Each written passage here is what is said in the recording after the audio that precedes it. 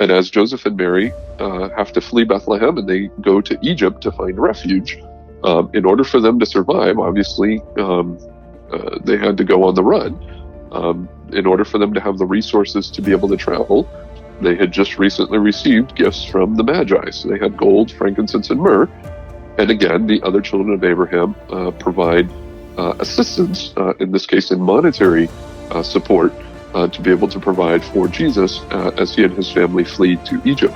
So again, the same pattern gets repeated, and the other children of Abraham provide assistance to those who are God's chosen people, in this case Jesus himself, the Messiah, and that provide help for him when his life is threatened.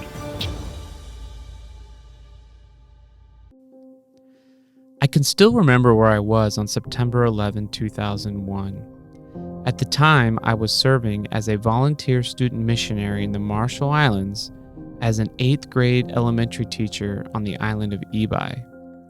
We didn't have internet in our rooms and no one had a TV except the principal. So when we woke up that morning, technically for us September 12th, he called us all into his apartment, and there on the screen were the burning towers. Intuitively, I knew right then and there that my country and our world would never be the same again. Of course, radical Islam was to blame for the attacks, and ever since, my country, the United States of America, has been carrying out military operations in the Middle East. Some have even called it a holy war between the religion of Islam and the Christian West. But is that a true caricature of Islam? No doubt radical Islam has incited terror and violence all over the world. But is the religion really Antichrist, as some would have us to believe? Is the religion and the ancestors of its adherents always against God and his people? Or should we be looking at them from a more nuanced perspective? In this episode, we take another look at Islam with PhD candidate Daniel Royo, who also is currently serving as the lead pastor of Burnt Mills Seventh-day Adventist Church in Silver Spring, Maryland.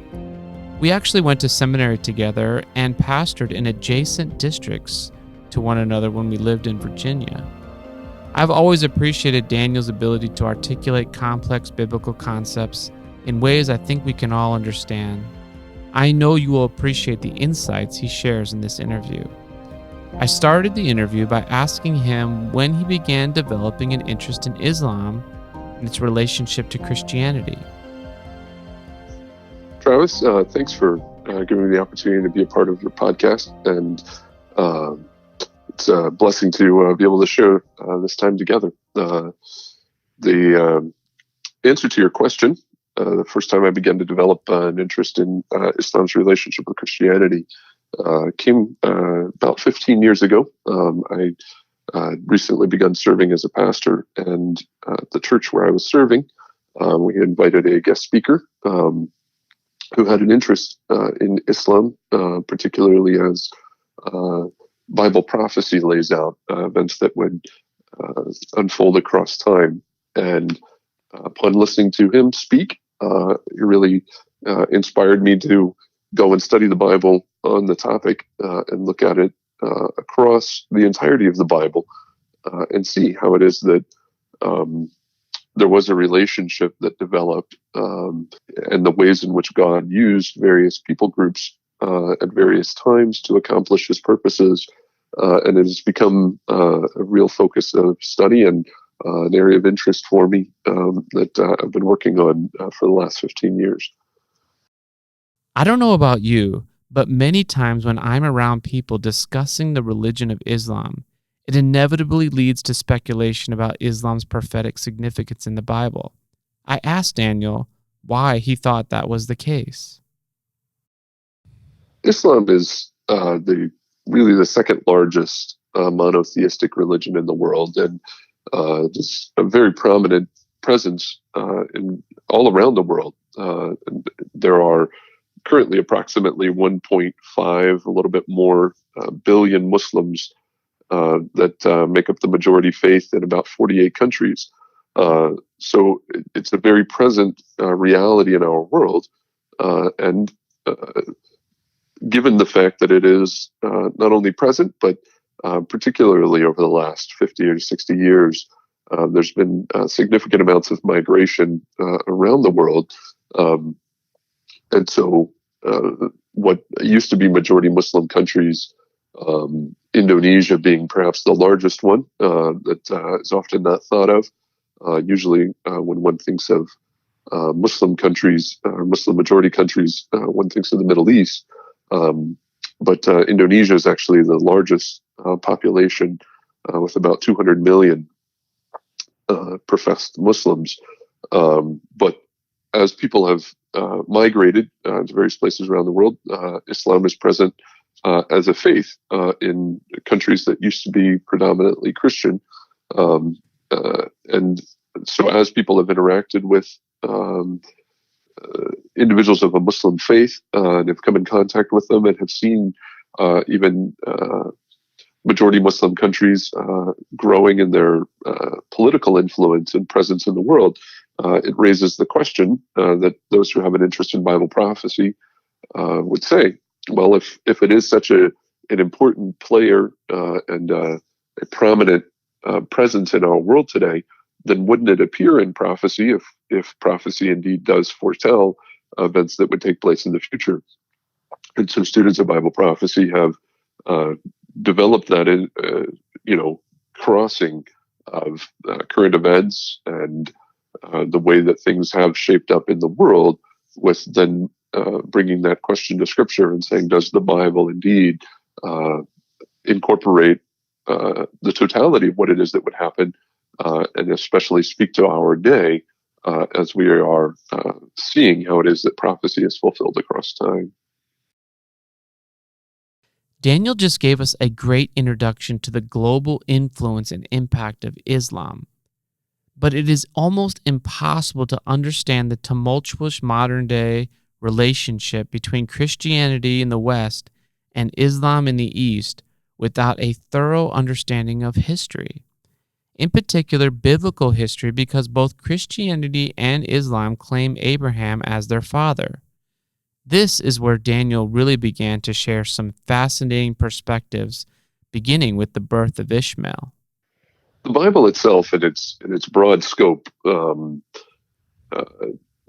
especially starting in Genesis chapter 12, and then basically covering the rest of the Bible, focuses in on what's often referred to as the original monotheist, Abraham. And Abraham, in Genesis chapter 12, appears there as having a conversation with God, in which God promises to him that he would do great things for him. Particularly, he promises that he would become a great nation, have a great name, and would be a blessing to the world. And this promise is made at a time in which Abram, as his name was at the time, has no children. And so it's kind of an interesting interplay that happens over the next several chapters between Genesis chapter 12 and Genesis chapter 15. Time and again, God comes back to Abram and reassures him and tells him, you are going to have a tremendous number of descendants. But all of these promises are made without Abraham actually having any children. So when we get to Genesis chapter 16, there the very problem that underlies all of these promises, the childlessness that Abram and his wife Sarai have, kind of comes to a boiling point. And Sarai, as Abram's wife, is concerned that there's not going to be any children that are going to be born to their family. In particular, they are at a relatively advanced age. At the end of Genesis chapter 16, it tells us that Abram was 86 years old as these events play out, and Sarah was about 10 years younger than him, so she would have been about 76 years old. So they are well advanced in years. Sarai is, for all intents and purposes, past her childbearing years, and so Sarai comes up with a solution to the problem. And in the ancient Near East, there were those who adopted an approach where they had surrogacy as a solution to couples who could not have children. So it appears that Sarai drew on that practice that was present in the culture around her. And so she suggested that Abram marry her, basically her maidservant or slave, who was an Egyptian woman by the name of Hagar. And so as the story plays out there in Genesis chapter 16, that's indeed what Abram and Sarai do. And so Abram goes into Hagar, and Hagar gets pregnant. And as soon as Hagar gets pregnant, it creates a tremendous amount of tension in the household. Because now Hagar, rather than being Sarai's slave, is now elevated in status. She's now basically Abram's wife or sort of concubine. But under the circumstances, it's understood that the child that's going to be born would be considered Sarai's legal child. And thus she would be able to look at that child as if it were her own. And the legal status of inheritance and everything that would be related to that would now be considered to be the lineage of Sarai and Abram. Now, the child who is to be born would again be Abram's biological child, Sarai's legal child, and Hagar just happens to be the one caught up in all of this circumstance. What becomes interesting then is the way in which Hagar and Sarai interact. Hagar's pregnancy apparently goes to her head, and she appears to now look at her mistress, Sarai, through that lens. And so Genesis chapter 16 and verse 4, recording what it is that happens once Hagar is pregnant, it says, "And when she saw that she had conceived, her mistress became despised in her eyes." So the tension or the drama grows there in the household, and Sarai is not handling it well. Wouldn't imagine anyone would handle it well. And so Sarai decides to take out her frustrations on Hagar. And so in Genesis 16 and verse 6, Abram hands over to Sarai the responsibility or the opportunity to decide what it is that would happen. And so the passage says, when Sarai dealt harshly with Hagar, she fled from her presence. So Hagar, not knowing what else to do, runs away. And based on the account that follows and the place where she's found, it appears that she was trying her best to run back home. She was on her way back to Egypt in a time and a place where survival, for most part, was dependent on being a part of a community. Abram and Sarai were living as nomads, traveling around from place to place. For a young pregnant Egyptian woman to be in the region of Canaan, she probably would not have survived very long. And so her chosen solution was to go back to Egypt. And it's on her way there, where the way the Bible records the events, in Genesis chapter 16 and verse 7, there's an encounter where she is at a spring on the way to Shur, which was region more or less on the border between Canaan and Egypt. And the Bible says, Genesis 16 verse 7, "Now the angel of the Lord found her by a spring of water in the wilderness." Let me jump in here. For those of you who don't know, the angel of the Lord is kind of a technical term used in the Old Testament to refer to God himself, or as some might say, the pre-incarnate Christ, appearing to man in physical form. So the significance here is that this is the first time in recorded scripture where God is personally manifesting himself in this way, thus elevating the importance of this interaction, as we shall see later on. As Genesis 16 continues to record what it is that happened there, the events as they play out are again notable in light of particularly the promises that God had previously made to Abram. So in Genesis chapter 16 and verse 10, the angel speaking here to Hagar repeats a portion of the promises that God had previously made to Abram. It says, I will multiply your descendants exceedingly so that they shall not be counted for multitude. Well, that's exactly the promise that God had made to Abram, that his descendants would be, in Genesis 13, 14 to 16, that they would be as the dust of the earth. In Genesis chapter 15, verses 2 to 5, that his descendants would be as the stars of the sky. And so this great multiplication of Abram's descendants gets repeated here to Ishmael, who would be his firstborn son. And so it's as if God says, I recognize that this is Abram's child. And I made those promises to Abram. And so I am going to honor my promise, even though, as will come later in the book of Genesis, Ishmael, or the child of Hagar, is not in fact to be the one through whom all of the promises would be fulfilled. In particular, the one through whom the Messiah would come, and all of what God had intended to take place would take place. Nonetheless, Ishmael is still recognized and still, in essence, not forgotten by God, and he still honors him as Abram's son.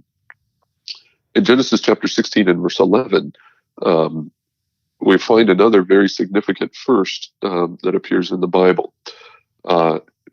It records, it says, the angel of the Lord said to Hagar, behold, you are with child, and you will bear a son, and you will call his name Ishmael, because the Lord has heard your affliction.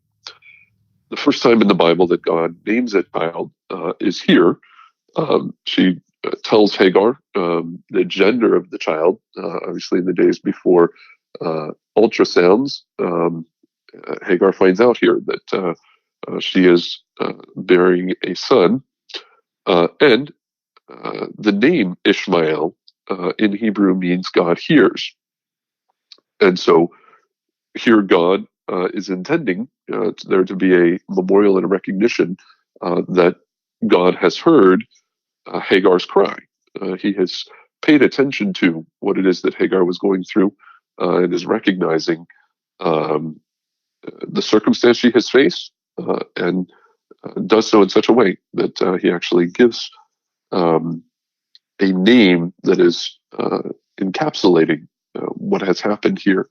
I think it indicates the idea that God's ear is always open to those who cry out to him. And regardless of their background or circumstance, God is attuned to the cries of those who are in need of his help. And what's, I think, particularly applicable here is Abram and Sarai were presumably those whom God had called.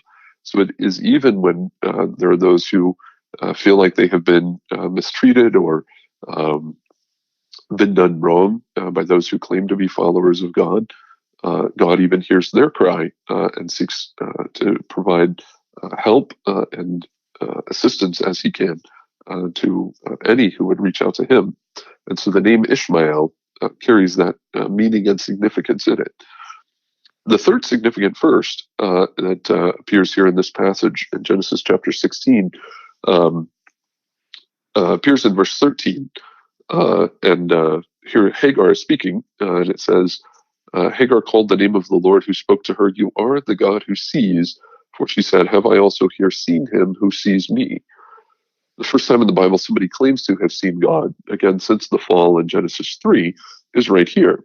And it again is this Egyptian lady who is found in this very difficult circumstance, and she recognizes with whom she is speaking, and that this angel of the Lord is none other than God himself. And so she affirms that and says, I have actually seen the God who sees me. Um, and it is actually also the first time in the Bible anyone actually names God and says, here is a name that I am going to give to God. The name in Hebrew, El Roy, you are the God who sees.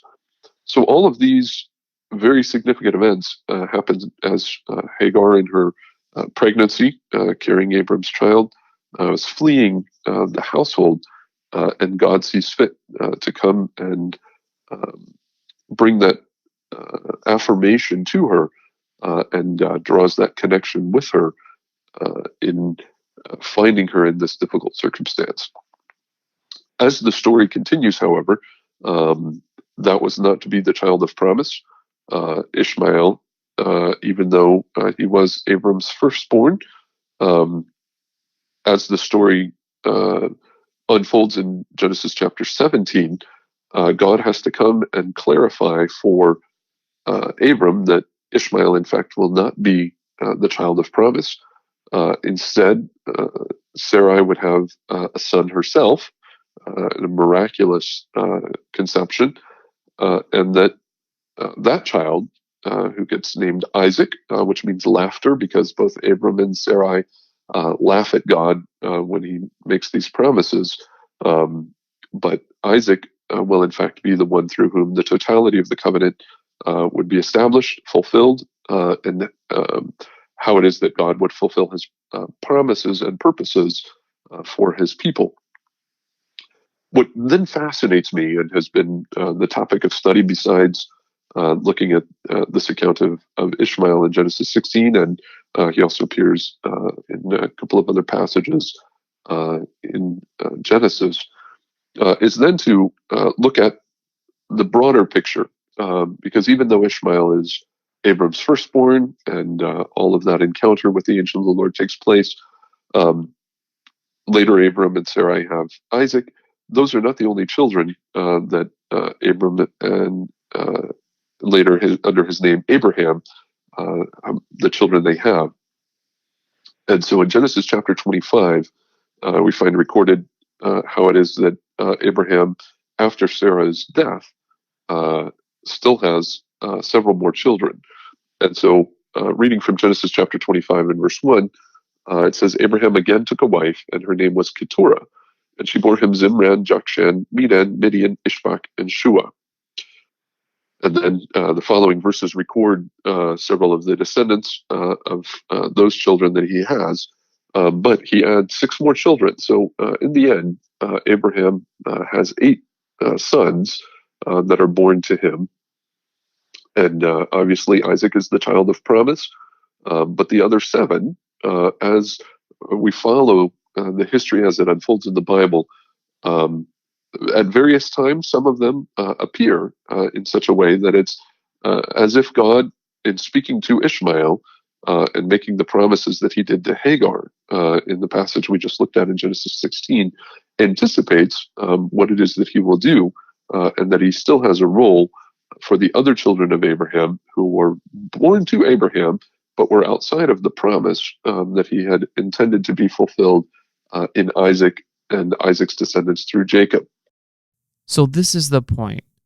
Although the promise of the Messiah was given to Abraham through Isaac, and again to Isaac through Jacob, whose name was later changed to Israel, the other children of Abraham who eventually settle in the region of Arabia, although not on center stage, will still have a role to play in the redemptive history of mankind, as we shall see. And we can see the beginning of this role right away, as Daniel points out with the story of Joseph.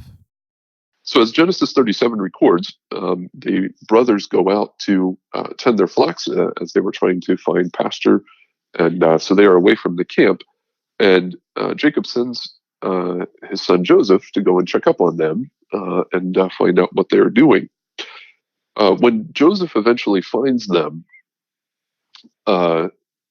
they see him coming from a distance away, and knowing that they are away from their father and are here in a relatively isolated place, they conspire together, at least some of the brothers, conspire together to kill Joseph.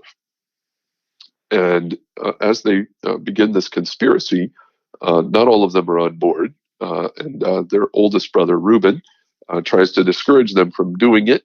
And so while they decide what to do, they strip Joseph of this special coat that he has, and they throw him into a pit, which would have been probably a dried cistern that would have been present there in the ancient Near East.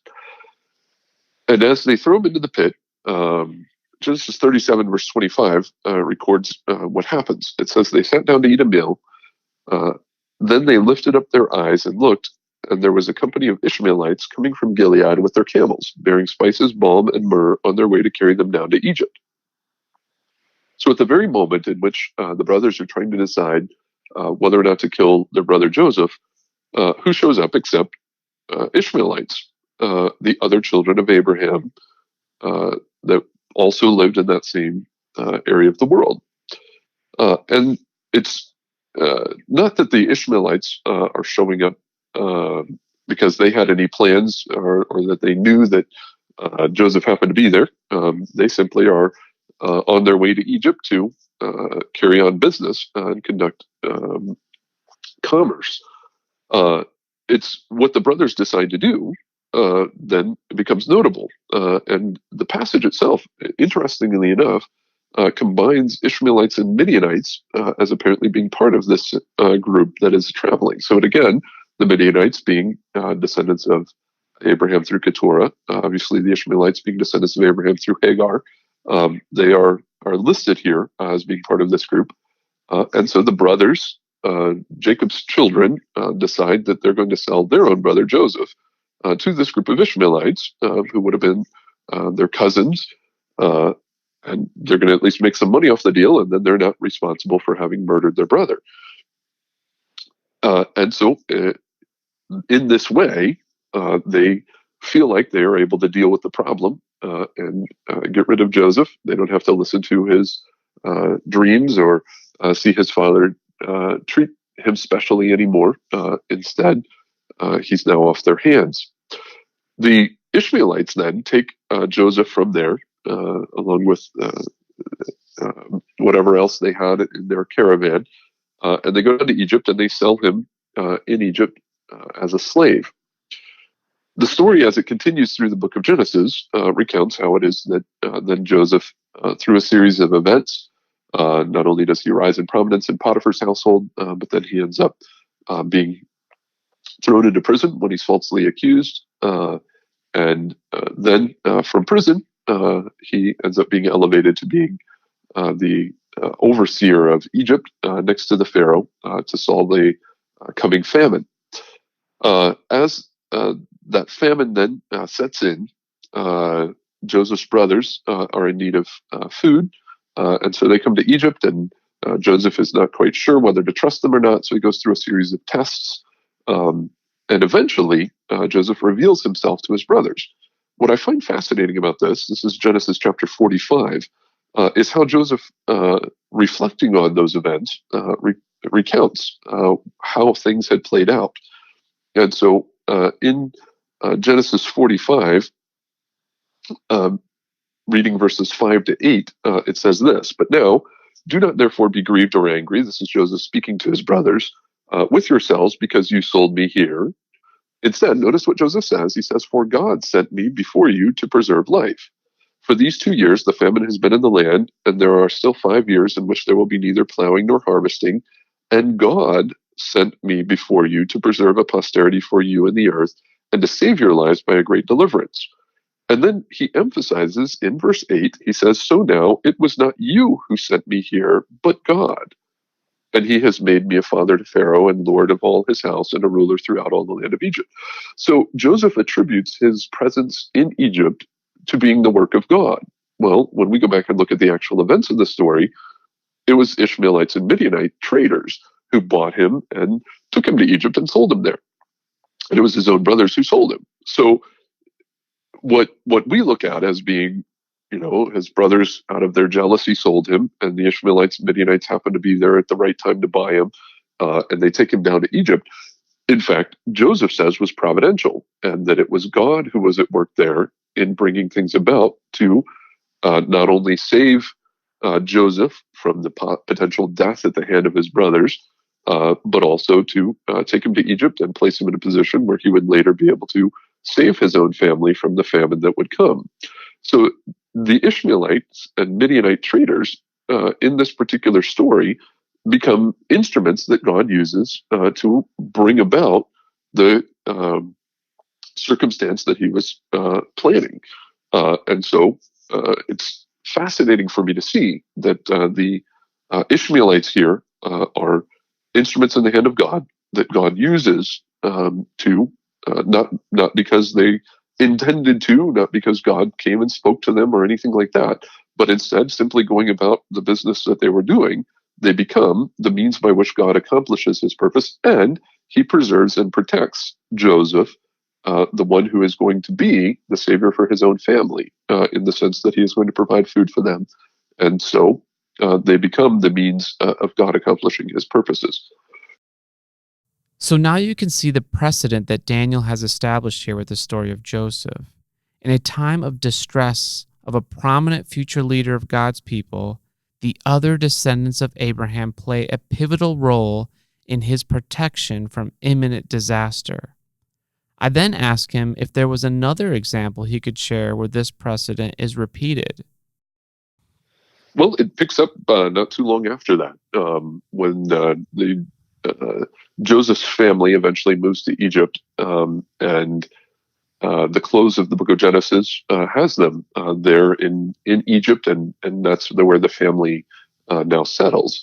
But events take a turn, and all of the children of Jacob and their descendants, the children of Israel, end up becoming enslaved in Egypt. And there is, in the midst of that, um, Pharaoh attempts to try to keep the children of Israel oppressed. He becomes concerned about their growing numbers, and so he instructs that every baby born to any Hebrew mother was to be thrown into the River Nile. In that, there's one mother by the name of Jochebed who decides that she's going to do what she can to preserve her baby. And so in Exodus chapter 2, it records how she makes a little basket and makes it waterproof, and then puts her baby in the River Nile. And the baby ends up being discovered by Pharaoh's daughter. And so he gets raised in Pharaoh's household. And that's obviously great significant figure in the Old Testament, Moses. As Moses grows up, he, growing up in his house, probably heard about the promises that had been made, and that one day there would be a great deliverance that would happen for the people, and that they would be set free from Egypt.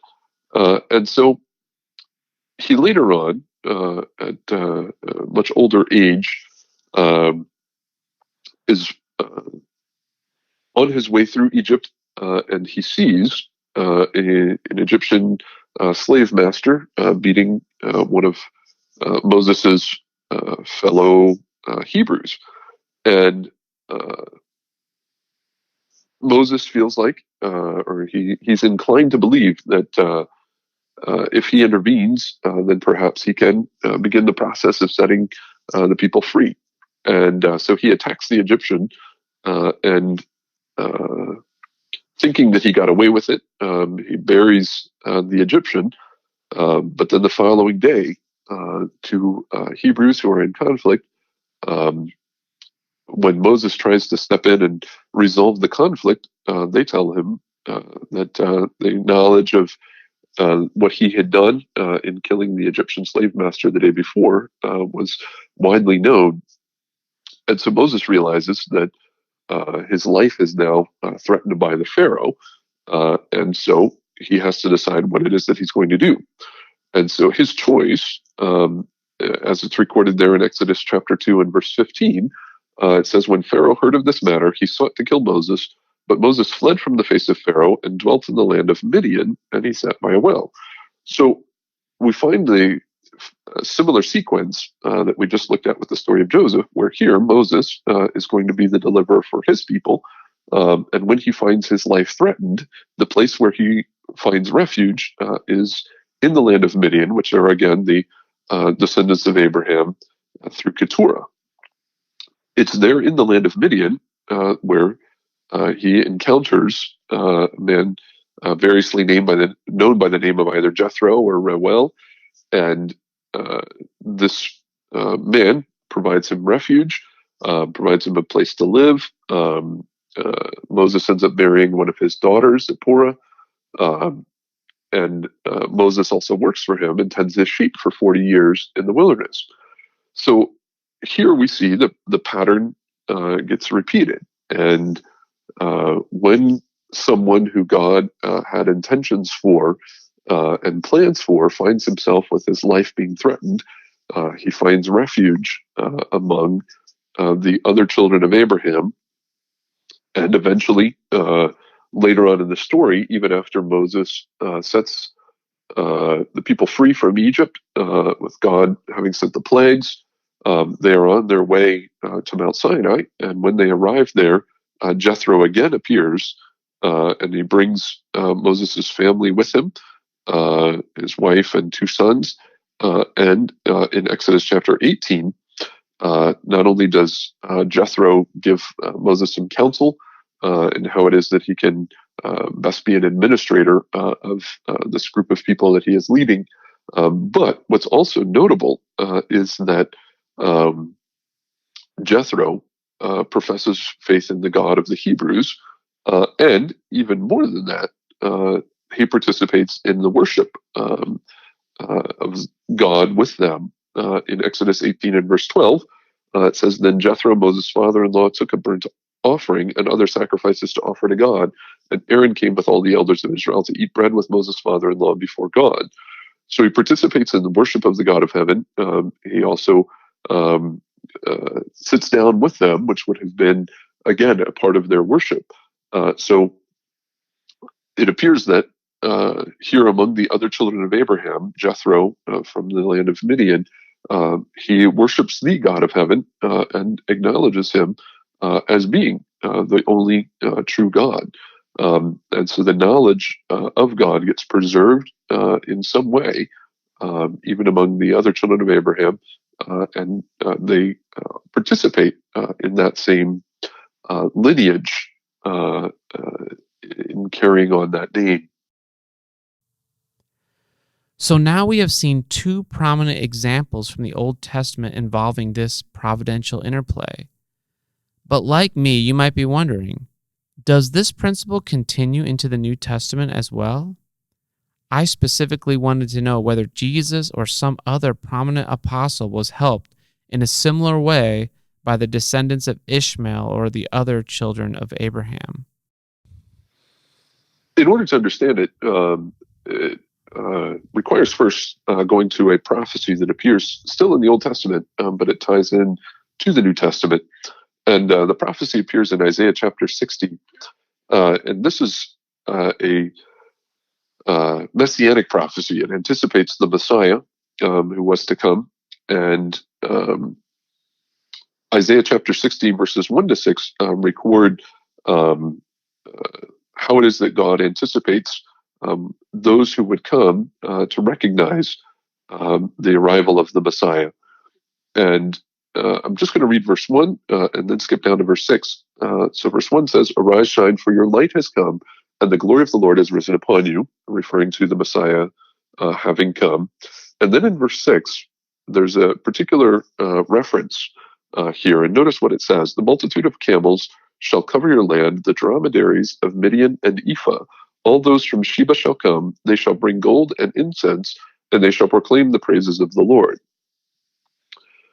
So here there is a reference to the other children of Abraham, Midian being one of those descendants of Abraham through Keturah, and then Ephah and Sheba being children of those same descendants that appeared back in Genesis 25. So the description here is of the other children of Abraham participating in the arrival of the Messiah. And particularly, there's a reference at the end of the passage, or verse 6 in particular. It says that they shall bring gold and incense. When it comes to the gold and incense coming to the Messiah, there's a particular story that refers to those particular items being brought to Jesus himself in his early life. And so in Matthew chapter 2, find the story of three, or often, I guess, traditionally referred to as three magi, or kings, sometimes they're called, which whenever they're portrayed, either in nativity scenes or on Christmas cards or any of those kinds of settings, they're often portrayed as kings because in Isaiah chapter 60 and verse 3, it says, "The Gentiles shall come to your light, and kings to the brightness of your rising." So that's where the Christmas song, "We Three Kings of Orient Are," draws from Isaiah chapter 60. They're often portrayed as coming on camels, which again is from Isaiah chapter 60 and verse 6, which I just read. And so this particular passage has frequently been applied to the Magi who come in Matthew chapter 2. And when they come, they arrive first in Jerusalem. They look for the King of the Jews. When they can't find him, Herod attempts to deceive them, directs them to Bethlehem. And when they get to Bethlehem, there they provide the gifts that they had brought. And Matthew chapter 2 and verse 11 records their arrival. It says, "And when they had come into the house, they saw the young child with Mary his mother, fell down and worshipped him. And when they had opened their treasures, they presented gifts to him." And here are those gifts that were referred to in Isaiah 60 and verse 6, gold, frankincense, and myrrh. So they participate in the worship of Jesus, again, just like Jethro previously had participated in the worship of God. Taking the passage from Isaiah 60, they are the descendants of the other children of Abraham, outside the covenant line, but nonetheless, here when Jesus is still a young child, they arrive, worship him, provide the gifts, just as the prophecy had foretold they would. And it is their arrival that also creates a difficult circumstance for Mary and Joseph, because when Herod realizes that they were not coming back to tell him where they had found the child, that instead they had left, Herod becomes furious, and so he sends soldiers to Bethlehem to attempt to kill this newborn baby that they had said was a king. And so again, in this case, Jesus himself, who is the Messiah and is the fulfillment of all of the prophecies that had anticipated his coming, he finds himself under a death threat from none other than Herod, the king. And so his family is forced to flee. And as Joseph and Mary have to flee Bethlehem and they go to Egypt to find refuge, in order for them to survive, obviously, they had to go on the run. In order for them to have the resources to be able to travel, they had just recently received gifts from the Magi. So they had gold, frankincense, and myrrh. And again, the other children of Abraham provide assistance, in this case in monetary support, to be able to provide for Jesus as he and his family flee to Egypt. So again, the same pattern gets repeated, and the other children of Abraham provide assistance to those who are God's chosen people, in this case, Jesus himself, the Messiah, and they provide help for him when his life is threatened. I don't know about you, but at this point in the interview, my mind really began to spin with intrigue. Joseph, Moses, now Jesus, provided with the pivotal help they need in a time of crisis by the other descendants of Abraham? But wait, there's more. Later on, and this is after Jesus' life, and after he has even departed and ascended to heaven, in the early church, the message had spread of Jesus and who he was, his death, burial, and resurrection. And there were those who were beginning to teach and preach about it. At the same time, there was opposition on the part of some of the Jewish leaders, and one of the more notable opponents was a man by the name of Saul. And Saul was commissioned by the Jewish leaders to make his way to Damascus to go and harass, persecute some of the Christian believers who were there. And as he is on his way there, God encounters him, a person of Jesus, and confronts Saul and tells him that what he is doing is contrary to his plans and that he needs to change direction. And so, over the course of 3 days, Saul ends up being converted. A man there by the name of Ananias comes and prays for him, baptizes him, and Saul goes from being a persecutor of Christians to a follower of Jesus. Following that time, Saul, within a short period of time, begins to teach and preach in Damascus, and the Jewish leaders who are there don't know what to do. There was this man who was supposed to come and help them out and get rid of the Christians has now become a Christian. And so the Jewish leaders there in Damascus decide that they are going to kill Saul. So in Acts chapter 9, in verse 23, it records the following. It says, "Now after many days were passed, the Jews plotted to kill him, but their plot became known to Saul, and they watched the gates day and night to kill him. Then the disciples took him by night and let him down through the wall in a large basket." As the story continues there in the book of Acts, it picks up in verse 26 and describes Saul as having gone to Jerusalem. The problem is that between Acts chapter 9 and verse 25 and Acts chapter 9 and verse 26, there is a gap of events that take place, and it does not appear in the book of Acts as to what exactly happens. Instead, we have to go to Paul's, or he later becomes known as Paul. In his writings, he records where it is that he went when he attempted to escape Damascus in order to preserve his life. And so in the book of Galatians, chapter 1, we find recorded what it is that happened. And beginning in verse 15, so Galatians chapter 1 and verse 15, Paul writes, "When it pleased God, who separated me from my mother's womb and called me through his grace to reveal his Son in me, that I might preach him among the Gentiles, I did not immediately confer with flesh and blood, nor did I go up to Jerusalem." And it's that particular phrase at the beginning of verse 17 that lets us know that there was a gap between the two stories as recorded there in Acts.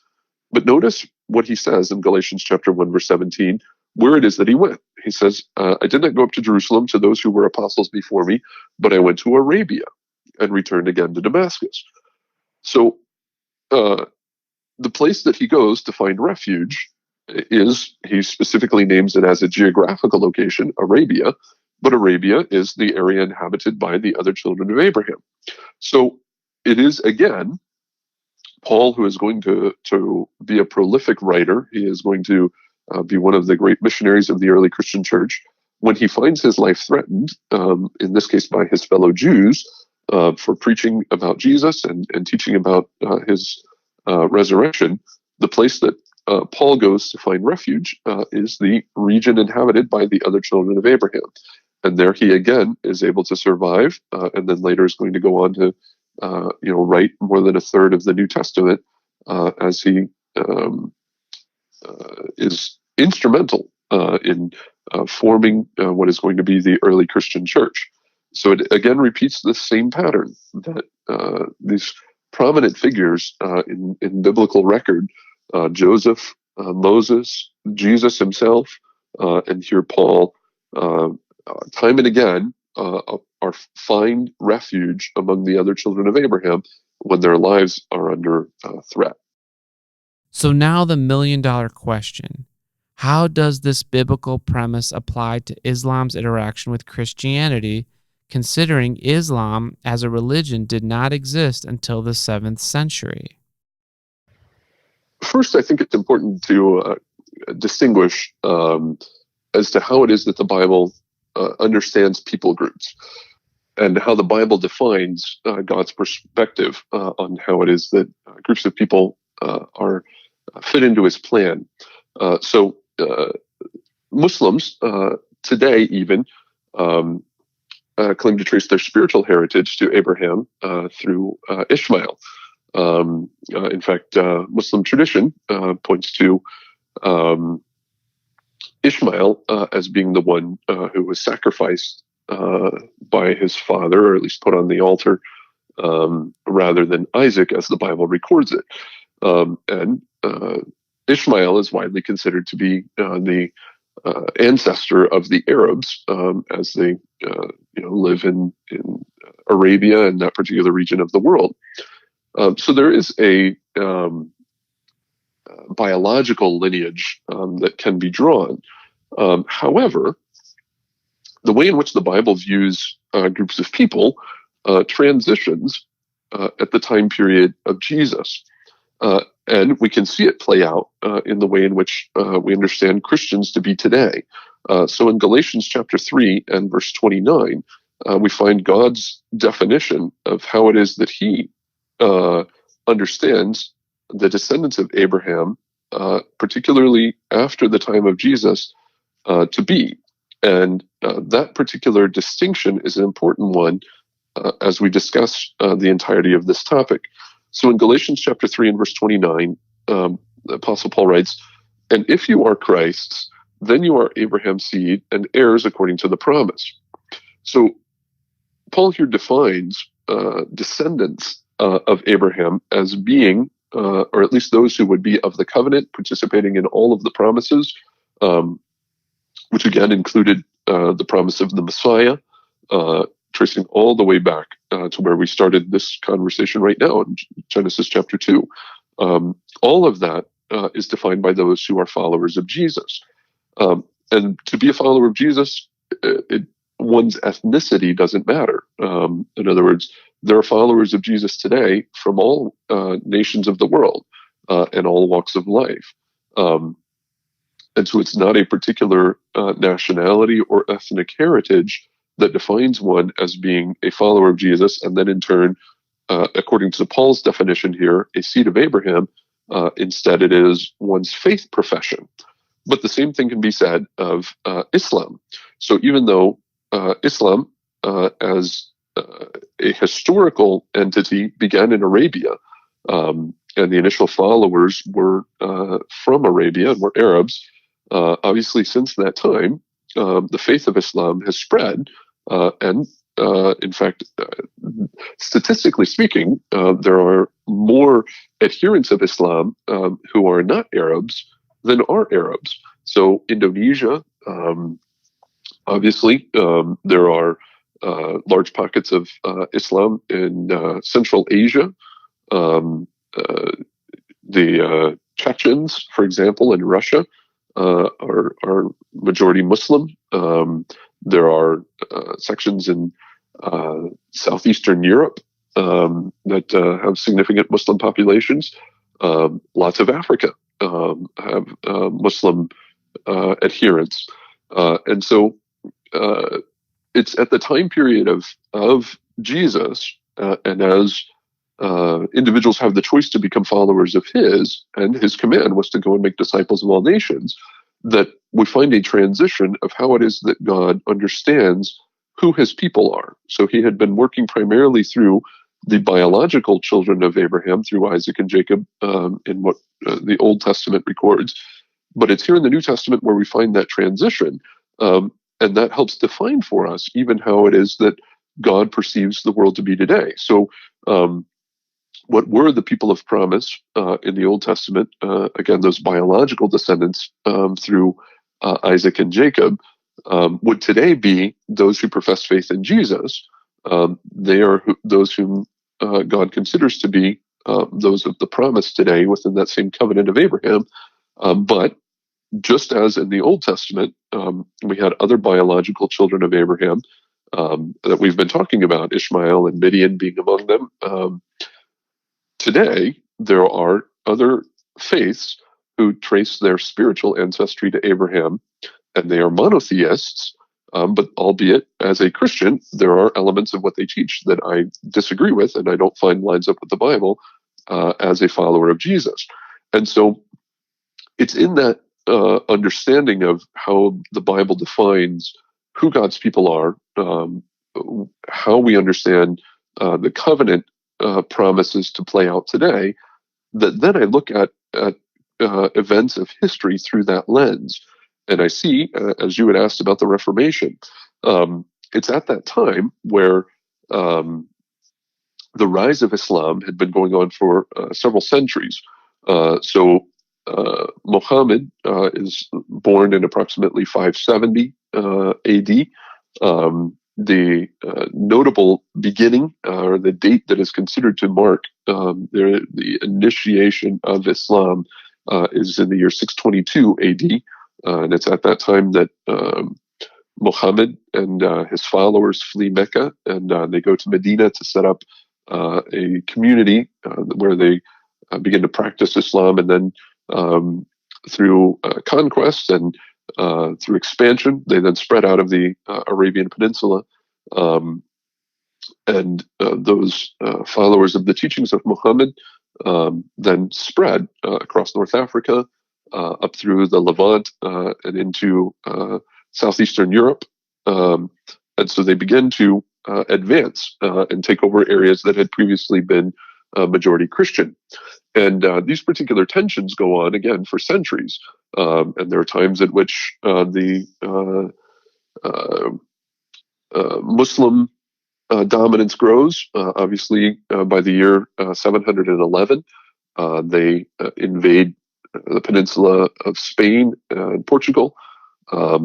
They advance all the way through until the year 732, where they are stopped by the French nobleman Charles Martel at area of the Pyrenees, the Battle of Tours. And so there's tremendous amount of expansion that happens, but then the Christians in Spain fight back, such that by the year 1492, the Muslims have been expelled from Spain. And so there's a back and forth through all of this time. For our purposes, the time period of the Reformation brings particular interest. And this is because perhaps the character who's most associated with the Reformation is Martin Luther. And he begins his protest in the year 1517. As he begins his protest, he begins by questioning some of the practices of the Roman Catholic Church that he was a part of. And he's questioning their practice of indulgences, but that then sparks a further questioning that expands the realm that he wanted to take into account. And as he expands those questions, obviously it draws the attention of the church, and the church begins to attempt to stop him from spreading his ideas. At that very same time, in what at that time was the majority Muslim region, and the area of the world that had historically been Muslim had changed hands in terms of who it was that was ruling. And at that particular time, it was the Ottomans that were based in Turkey. And they decide, under the leadership of a sultan by the name of Suleiman the Magnificent, he decides that he's going to invade Europe at this very time. And so he begins his advance into Eastern Europe. And it just so happens that the ruler in the area where Martin Luther is a man by the name of Charles V. He's an emperor who rules both Spain and Germany, and he's a devout Catholic. And he considers Martin Luther to be a threat to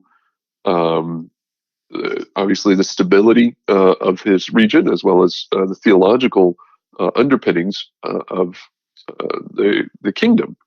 And at the same time, it is his cousin who is the ruler of Vienna. And the Muslims, under the leadership of the Ottomans, have gotten there to the gates of Vienna by the year 1520 and 1521. So Charles chooses to provide assistance to his cousin, and in fact, it is in Reformation history, one of the most prominent events is referred to as the Diet of Worms. It was a council meeting that took place with the noblemen of Germany, with Charles V present there, and Martin Luther plays a very prominent role there as his faith is questioned, and he's given the opportunity to recant. But that particular meeting also involves the noblemen of Germany attempting to determine what is it they're going to do to provide assistance to Vienna and to stop this Ottoman invasion that was taking place. And so I want to read what a couple of historians have said about how it is that this tension between the area that is majority Christian and the Ottomans who were invading and how this played out. So reading first from an author by the name of Diarmaid MacCulloch in his book, The Reformation, page 55, he writes the following. He says, quote, "The fear that this Islamic aggression engendered in Europe was an essential background to the Reformation, convincing many on both sides that God's anger was poised to strike down the Christian world, and so making it all the more essential to please God by affirming the right form of Christian belief against other Christians. It is impossible to understand the mood of 16th century Europe without bearing in mind the deep anxiety inspired by the Ottoman Empire." End quote.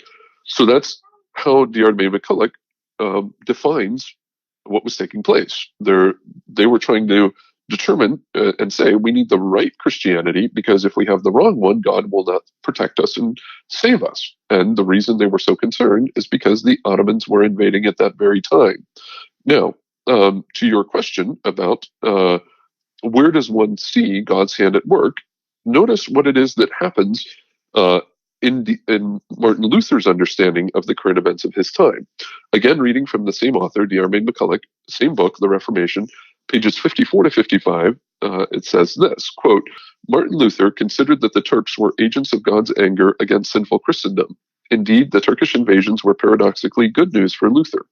If Charles V had not been so distracted in his efforts to save Europe's southeastern frontier, he would perhaps have had the will and the resources to crush the Protestant revolt in its infancy in the 1520s and 1530s. When Charles did strike, it was too late." End quote.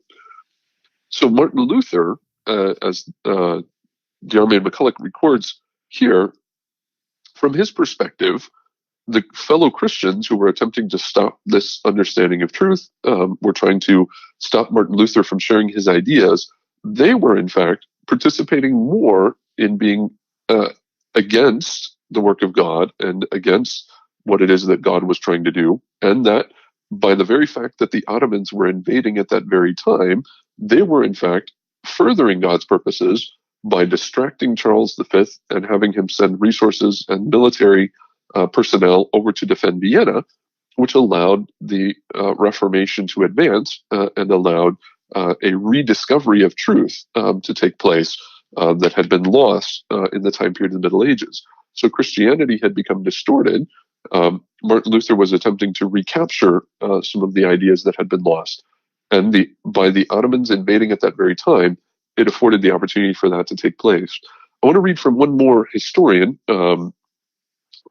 writing a century before the historian I just read. So this is a historian from the late 1800s, but recounting that same time period. His name is James Wiley.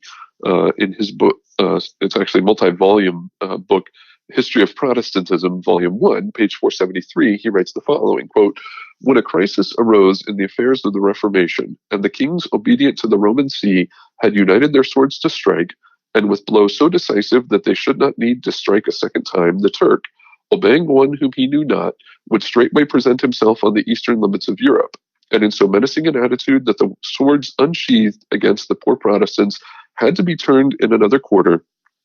The Turk was the lightning rod that drew off the tempest. Thus did Christ cover his little flock with the shield of the Muslim." End quote. So James Wiley goes even a step further and attributes to God the work of the invasion and says that this was the means by which God used to protect the Protestants and enable this work to go forward by the Ottoman invasion at that very time, which, as we've been looking at before, again brings to the forefront that same pattern that in this case, Martin Luther and those who would carry out the Reformation, as that is getting going and as the idea is spreading, their fellow Christians, at least professed Christians, attempt to put a stop to it, even kill Martin Luther. And at that very same time, not through any intention, simply providentially, the Ottomans choose to invade, and by so doing, they distract the resources that could be used to put down the Protestant Reformation and enable the Protestant Reformation to go forward. And even though the Ottomans eventually withdraw and are not able to capture Vienna, nonetheless, that time has gone by and the ideas of the Reformation have taken root and have spread, thus enabling the truths of the Bible to be brought to the forefront yet again. And here's the thing. If you know anything about history, you understand that without the Protestant Reformation, America as we know it, with its ideas of free thought and a free society, would not exist. Thus, it could be argued that God not only saved Martin Luther through the invasion of the Turkish Muslims, but he saved us all in the West from the tyranny of popes and kings. So should this knowledge affect how we view Islam as a religion and individual Muslims in particular? I asked Daniel to share how it has affected him personally. The perspective that I have on Islam is in looking at how it is that, with the understanding of how it is that God has been at work with people throughout the past, God has always been interested in those who were genuinely and truly seeking Him. And there are those who, across the board, in all faiths, in one way or another, are either truly and genuinely seeking to follow what it is that God has asked them to do, or there are those who really, for one reason or another, don't. So across all denominations of Christianity, all variations, every group that professes to be a follower of Jesus, there are in them true and sincere seekers of truth, those who genuinely desire to follow Jesus. And there are those who just say that that's what they're doing, but in fact don't. And obviously Christian history is replete with examples of those who have claimed to be followers of God and yet have not acted like God would have them act.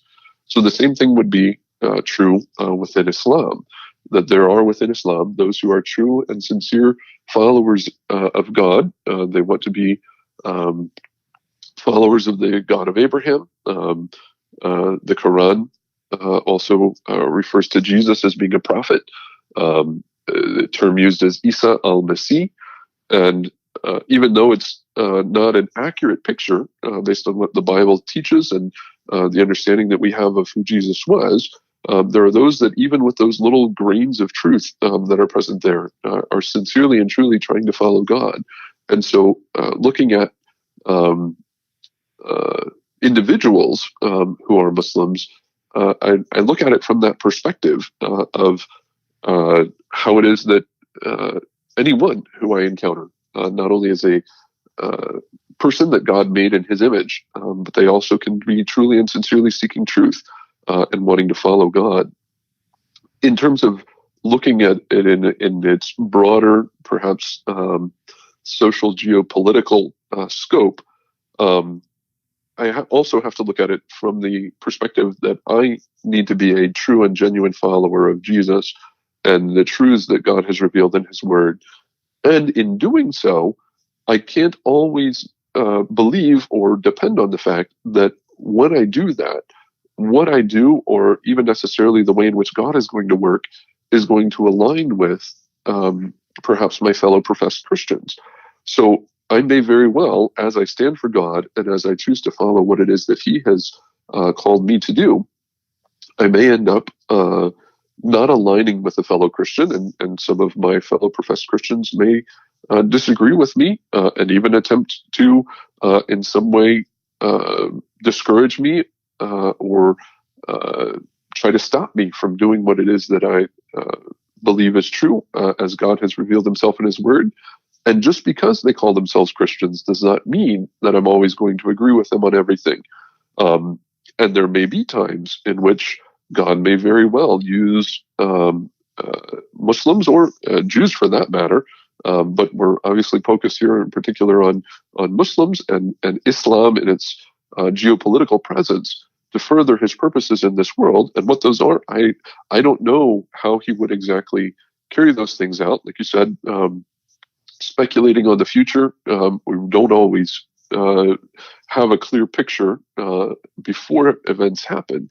But I try to live my life in such a way that I don't know where it is that God may very well provide help from. And as I seek to genuinely follow him, he may very well use things that I would consider to be unexpected or out of the norm, or that his hand may very well work in a place that I wouldn't think it would. And I need to be open to that and follow as he would lead me. I concluded the interview by asking him the question that runs through as the theme for this podcast. How does this understanding of Islam and its heritage from the descendants of Ishmael and the other children of Abraham help us to be ready for Jesus today? It's easy to assume that I know how it is that God works, and to kind of put him in a box and assume that he is going to work in the ways that I assume he will. And when I have my thinking narrowed to that, I may very well miss ways in which he would be working outside and apart from my preconceived ideas. And so there, as I walk with God and as I seek to follow him, his first and primary calling for me is to be faithful to him in whatever circumstance. That commitment has to come primarily through the encouragement of my fellow Christians. Obviously, God has called us to stir up in one another love and good works, is how he says it in Hebrews 10:25. So there is a place for gathering together with fellow believers in Jesus and drawing strength from one another. But there may be times in which I don't align with or agree with what it is that my fellow Christians are doing, and I need to stand for truth regardless of what those around me are doing. If it is indeed truth that God has revealed in his word, and that is what I can see from what the Bible says. At the same time, yes, like you said, Travis, God may very well provide in ways that would be unexpected, and I need to be willing to see that and move as God would lead, and not be thrown off by it, but instead maintain my faith in God and my trust in him, and see how it is that he is going to providentially intervene all the way up until Jesus returns. And the greatest intervention is going to be Jesus' return itself. Thanks for listening to this episode of Adventology. Our goal in this podcast is for you to be ready for Jesus. And the best way to be ready for Jesus is to spend time getting to know him. Knowing Jesus is everything. And that is why we spent the time together today studying the biblical connections between Christianity and Islam. With so much happening in the world today, it is important to know that God is in control and will use whoever he needs to protect his people, so his message of salvation and hope can be spread to the entire world. For more information about this episode or any of our previous episodes, I encourage you to check out our website, adventology.com, where you can also pick up a free copy of my ebook, Seventh Day Rest. All right, well, I enjoyed our time together today, and I look forward to seeing you on our next episode. Until then, Maranatha.